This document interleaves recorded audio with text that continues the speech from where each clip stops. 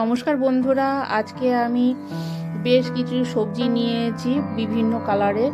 এটা হচ্ছে পেঁয়াজ কালি টুকরো করে নিয়েছি, এটা গাজর কুচিয়ে নিয়েছি এবং কতগুলো মটরশুঁটি নিয়েছি এবং ফুলকপি ছোট করে টুকরো করে নিয়েছি এবং কারি পাতা ধুয়ে নিয়েছি দুটো।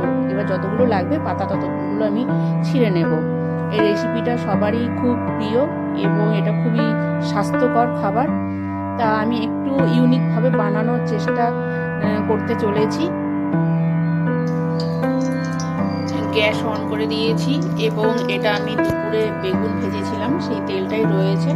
আমি সামান্য একটু তেল দিয়েছি, বেগুন ভেজেছি বলে, যেহেতু আমি সবজি ভাজবো সেই জন্য কোনো অসুবিধা নেই। তেলটা গরম হয়ে গেছে, আমি ফুলকপিগুলো ধুয়ে কড়াইয়ে দিয়ে দিলাম।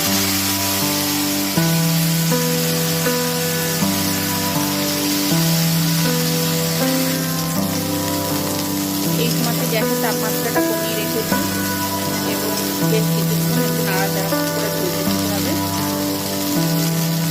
একটু ভাজা হয়ে গেছে, আমি গাজর কুচিগুলো দিয়ে দিচ্ছি।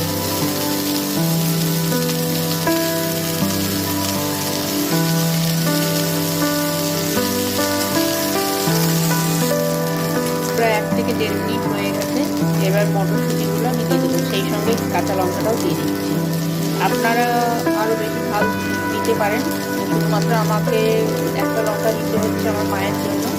মানে ঝাল না দিলেও বলছে ঝাল দিয়েছি, মানে ওনার একটু জীবের সমস্যার জন্য ওই ঝালটাকে দিতে পারছি না। তা যাই হোক, আপনারা আপনাদের মানে যেভাবে ঝালটা পছন্দ করেন সেভাবে দিতে পারেন। আমি এই একটা লঙ্কা দিয়েছি আমার জন্য, এটা আমি পরে নরম হয়ে গেলে খুব বেশি করে টুকরো করে দেবো। আপনারা কিন্তু লঙ্কাটা খুব দিয়ে দেবেন।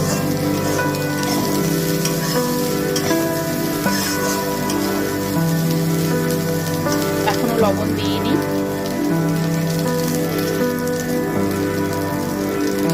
কেটে রাখা পেঁয়াজগুলিগুলো এবার দিয়ে দিচ্ছি।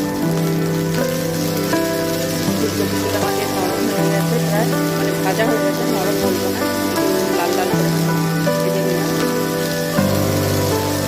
পেঁয়াজগুলি বেশি দিইনি, আমি 4খানা টুকরো করে নিয়েছি ছোটো ছোটো করে।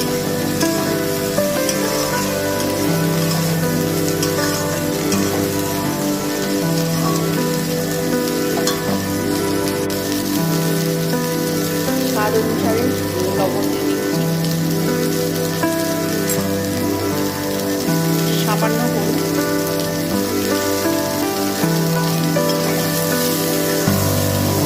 ভালো করে নেড়ে দিতে হবে। মোটামুটি সবজিটা 75% মতো সেদ্ধ করে নিতে হবে।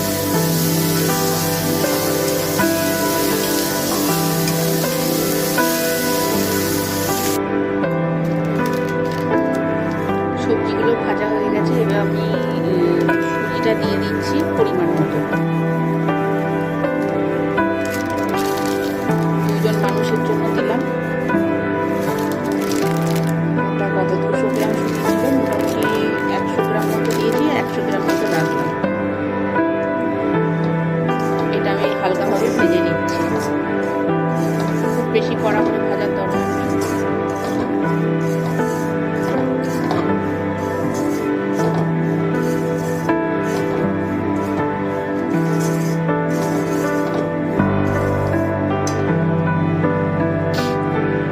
সুজিটা হালকা ফ্রাই করে ঢেলে রাখলাম, ভাজাটা একটু বেশি হয়ে গেছে। কড়াইয়ে আমি সামান্য তেল দিয়ে দিচ্ছি,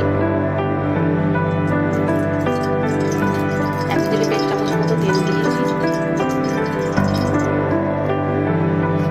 তেলটা গরম হয়ে গেছে, একটা আমি শুকনো লঙ্কা দিয়ে দিচ্ছি।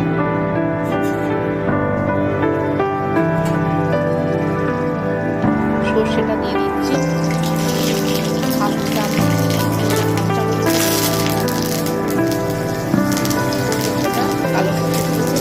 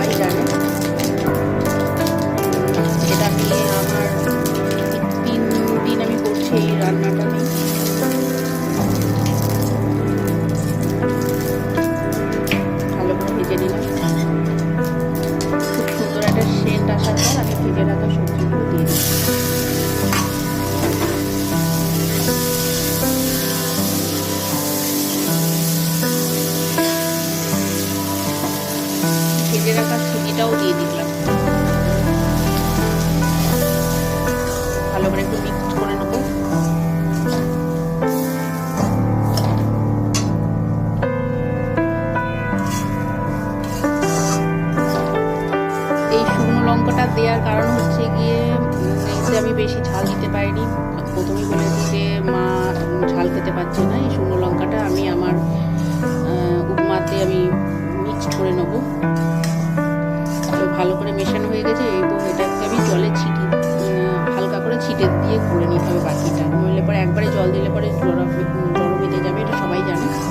তো যাই হোক, এবার আমি এটা দেখাতে পারবো না, জলে ছিটে দেওয়াটা এটা সবাই জানে, দেখানোর কিছু নেই। বাকিটা হয়ে যাওয়ার পর আমি দেখাচ্ছি।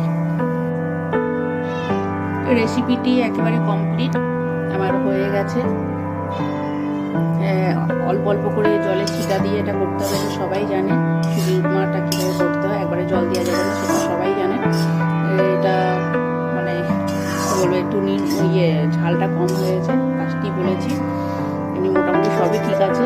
এই লঙ্কাটা আমার জন্য পরে করে নেবো, কেটে নেবো, একটু চটকিয়ে নেবো। ঠিক ঝরঝরে হয়ে গেছে এই যে। আর এগুলো সব ফুলকপি, এগুলো সবজিগুলো।